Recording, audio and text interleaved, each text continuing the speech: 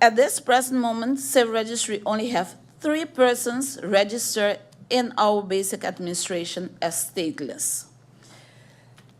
This statelessness brings for them at a certain moment that they can require an option procedure by the government of St. Maarten to request the Dutch nationality.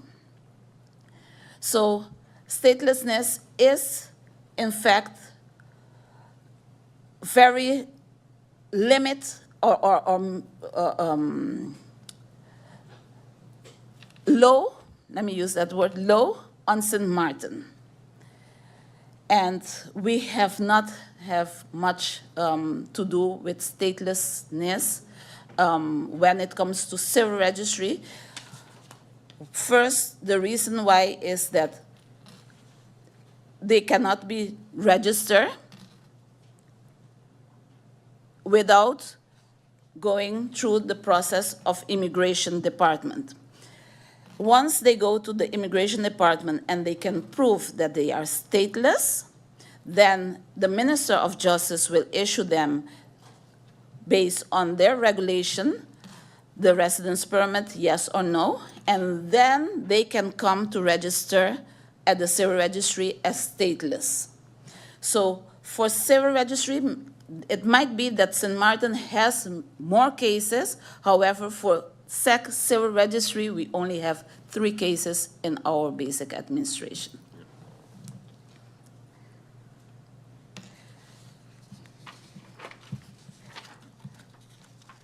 On the amendment of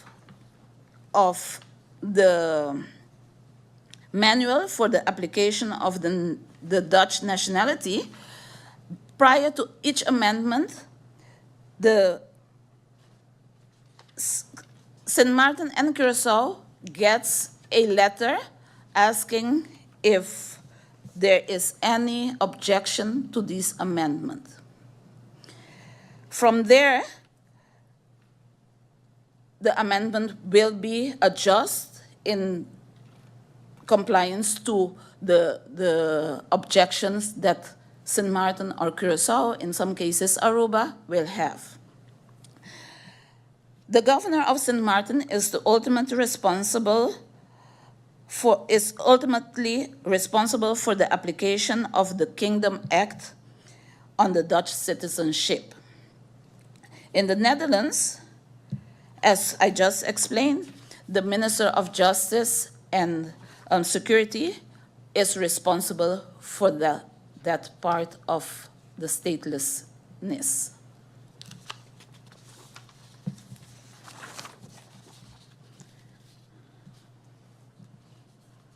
I think I cover the part, this sheet already, the stateless procedure, whereby we always put the information in our system as onbekend until the parents can prove, or the person can prove, that they are stateless. Legal framework execution by Civil Registry Department. With regards to the Dutch nationality, Civil Registry acts only on Article 3, 4, and 5 of the Nationality Ordinance, Rijkswet op het Nederlanderschap. Also, we act on the laws of the Dutch nationality, Article 14, 15, or 16. For Civil Registry, Article 15 is the most applicable law that we use when it comes to laws of nationality. How does it work with Article 15? We have the Article 15 says, when someone voluntarily acquires another nationality, the main rule is that you lose the Dutch nationality. Most of the time, the question is posed, is dual nationality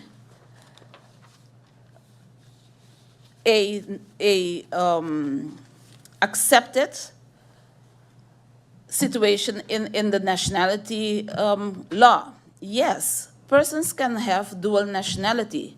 However, this all is established by the law. Once you request another nationality, there are a few exemptions on becoming dual citizenship. The first one is if you're married to the person that is from that nationality.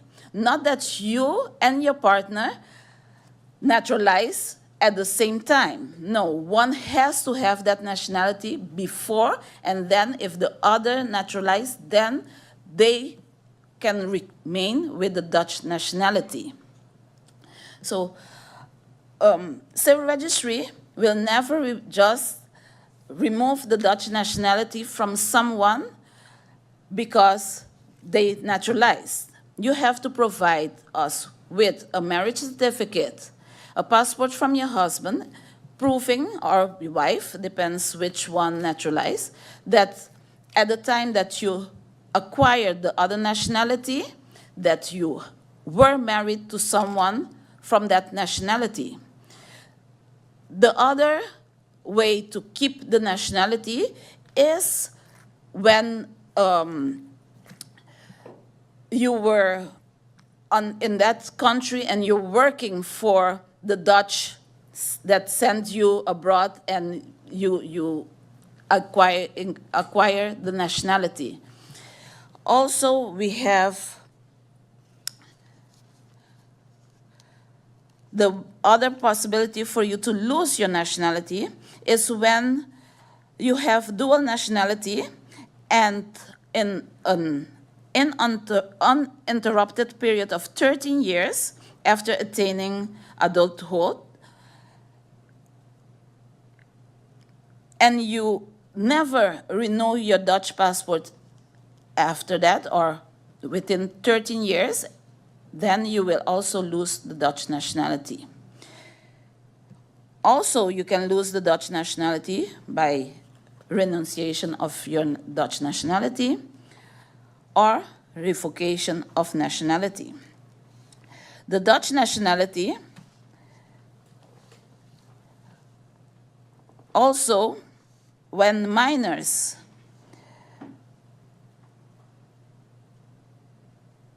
while minors, you can lose the Dutch nationality when your mother or father requests the court for ontkenning vaderschap, then remove your father's name, then you will lose the Dutch nationality.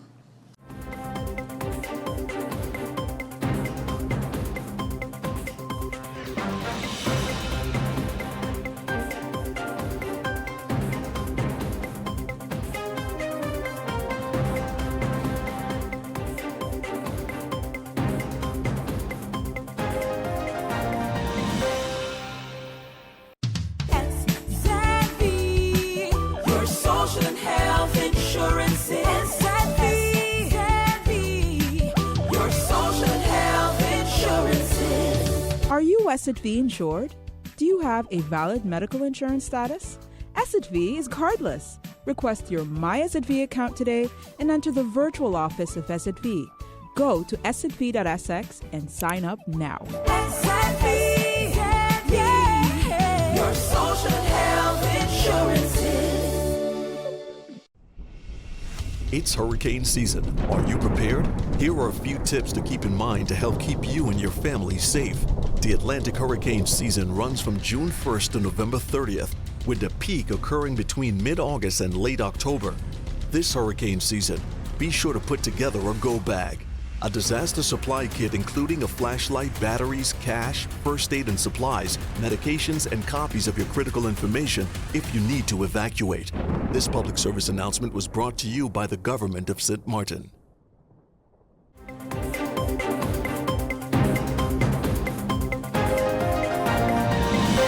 I just have two brief questions. Ms. Snyder, through you, Madam Chair Lady, Ms. Snyder stated that that registered right now, we have 3 stateless persons registered right now, but she also mentioned that they register a child as unbekent. My question is, how many of those registers, how many persons you have right now registered as unbekent? And is there like a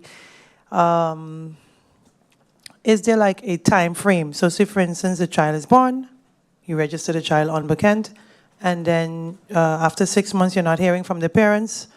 Do you actively contact the parents and say, hey, the child is still unbekent and we need to register them as something, you know, maybe are you going to acknowledge them? It's about a couple of years past, or we just leave them like that as unbekent? That's one question.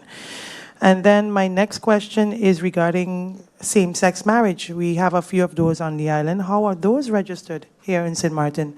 How is that done, seeing that we don't have the law, and how do we support that in our system? And lastly, another administrative question for kids that are born in the U.S. and have parents with Dutch citizenship, which automatically mother and father both Dutch, and they acknowledge and they receive their Dutch passport.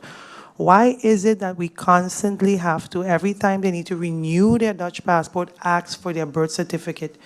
I remember, so in the beginning you ask for the birth certificate with the apostille stamp, and then 5 years later you need to request the same birth certificate with apostille stamp. Why do we constantly do that? Do we not put that information in the system?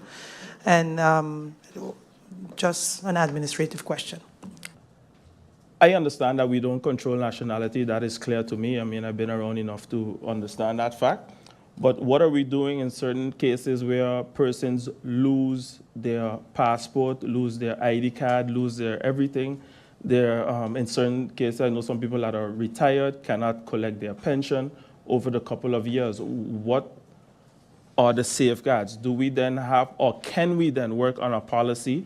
I know that justice controls residency, and in that case, then an ID card can be issued. Is this being thought of? I know that we had this discussion back and forth a lot in the Council of Ministers, but for me personally, I don't see where concrete way has been determined. So I'm glad for this meeting actually to know that if there's been any progress thus far with that is concerned. Because I think that is quite troubling, because basically we force people into poverty. I've seen instances where 8 siblings all lose their nationality, all their children lose their nationality in certain instances. If some of them, let's say, have a Dutch father or mother, they are saved somehow, and then it's a whole mess. And I know that it wasn't created overnight. And there's even some cases where the great-grandmother passed away that was acknowledged, and based on the request, it seemed as if that was the issue, or great-grandfather. So I really would like some clarity if there's a joint policy between AZ and Justice that can be worked on, especially in the interim, to safeguard these persons with their livelihood, to at least be able to get ways and means of identification so that they can sort of continue with their life while they fight their case. Because I find it quite unfortunate, and I know that, let's say, for instance, you can't blame me for something that my great-great-grandfather did or did not do years ago, and we can't justify it in these times. I find, through you, Madam Chair, the point of only 3 being stateless very interesting, given on the different facts that I've been known, but I have to trust the data that is there.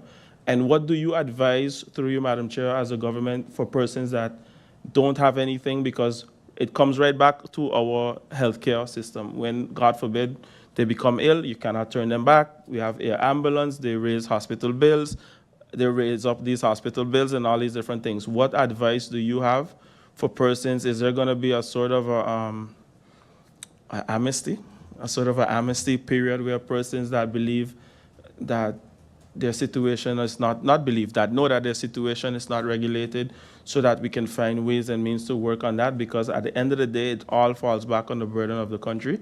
And I think that we should see how we can explore certain avenues to correct this. For now, these are my 3 points, and I would appreciate some clarity on that. Thank you for the opportunity.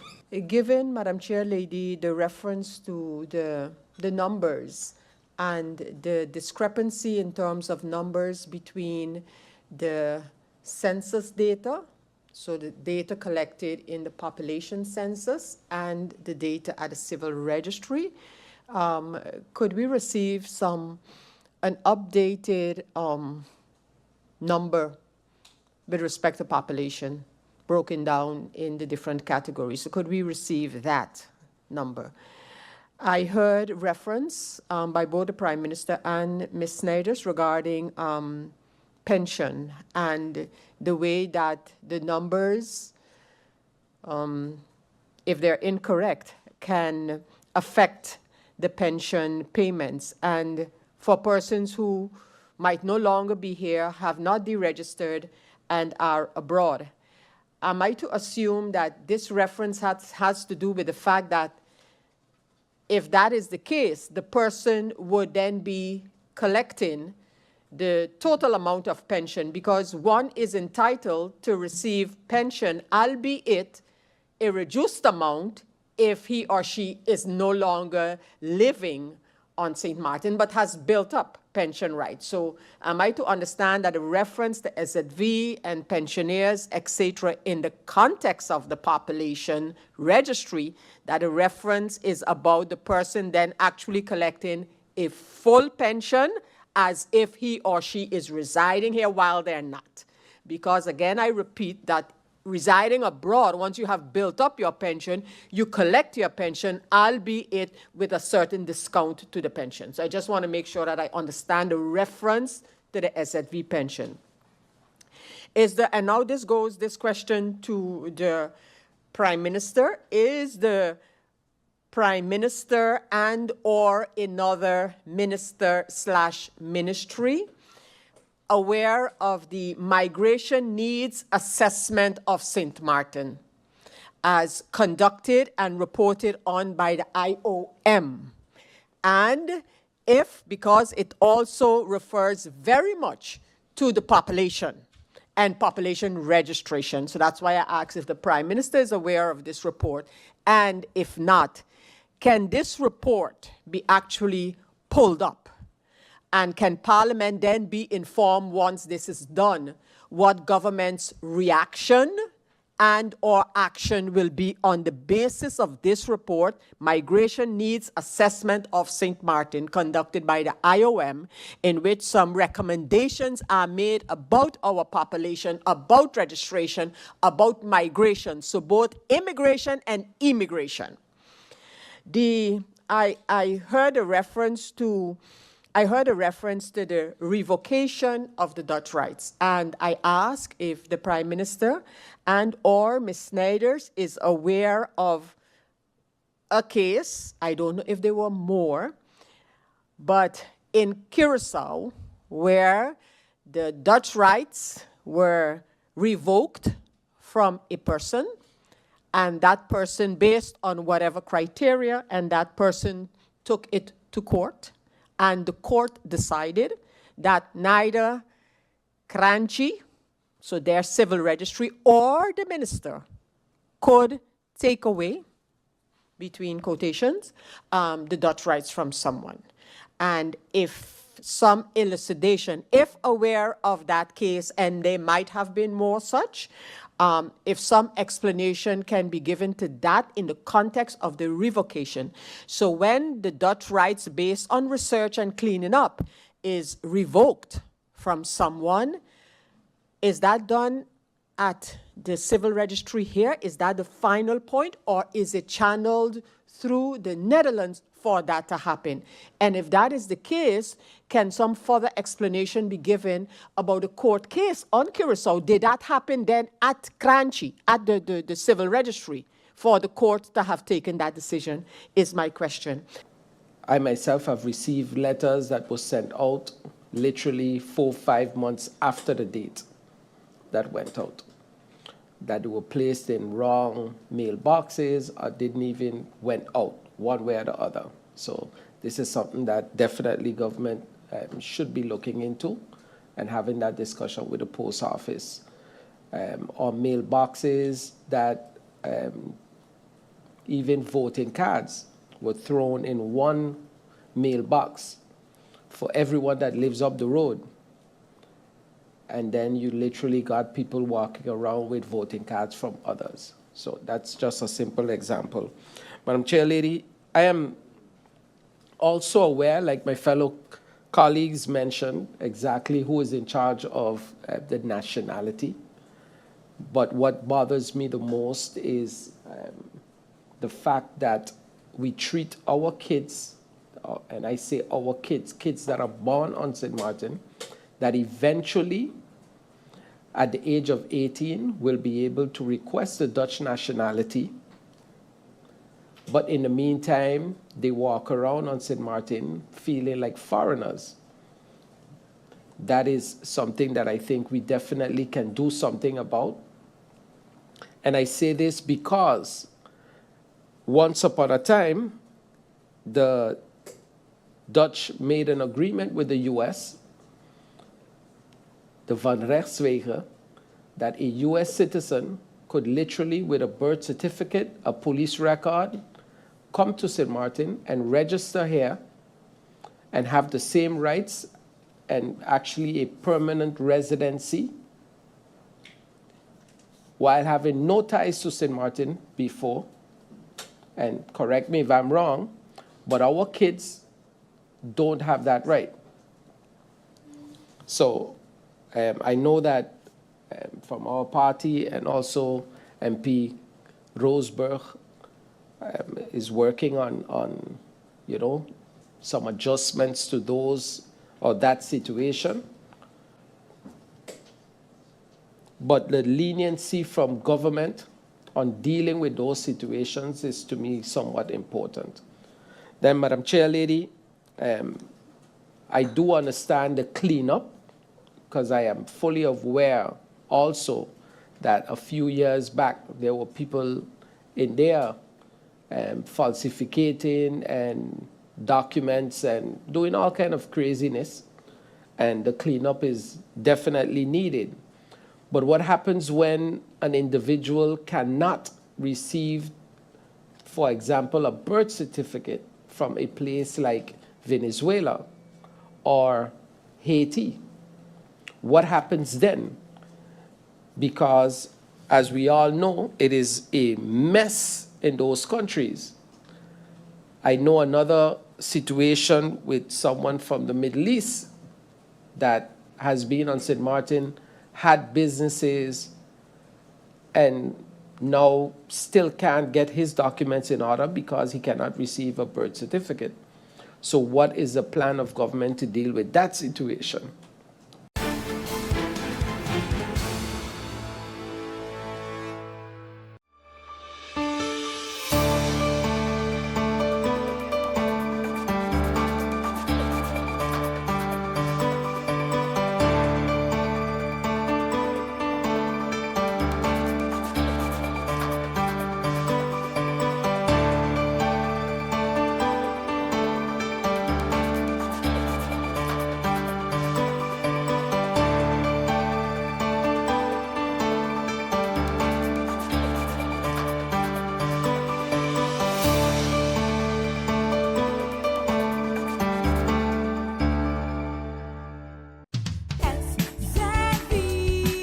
Your social and health insurance is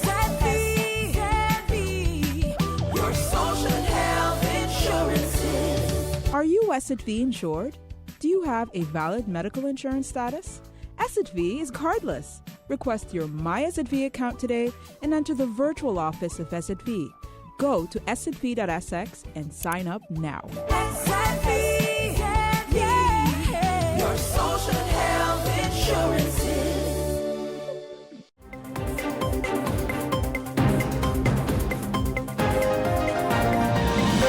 Police in St. Elizabeth are investigating the death of a man whose body was found in a shallow grave in Lovers Lane, Black River this morning. The discovery was made after neighbors reported him missing on Thursday. Amoy Harriot tells us more. This was the home of 58-year-old Linton Daly, passionately called Frank. He lived here for many years. Little did he know he'd also die here. This would have been where his neighbors last saw him a couple days ago. When every morning me pass with my grandkids them carry school, me call him. From Monday I keep coming here calling him nobody. And me say something must be wrong with him. Miss Dean Bent and his other neighbors grew suspicious, so they filed a missing persons report on Thursday. Then they formed their own search party. So me calling cousin now and say, come pick me up. We have to find him today. And I'm and cousin and my son-in-law go down in a bush to find him. They found the body in a shallow grave behind his house, partially burned with a string tied around its neck. The residents are still struggling to come to terms with the gruesome scene. He used to walk and sweep up people's yard and mix mortar. And my friend, me cry this morning because I'm my friend. I know him very well. Manageable, humble youth, hard working, never stop work. Once him get the work, he's going out there to do it. Independent.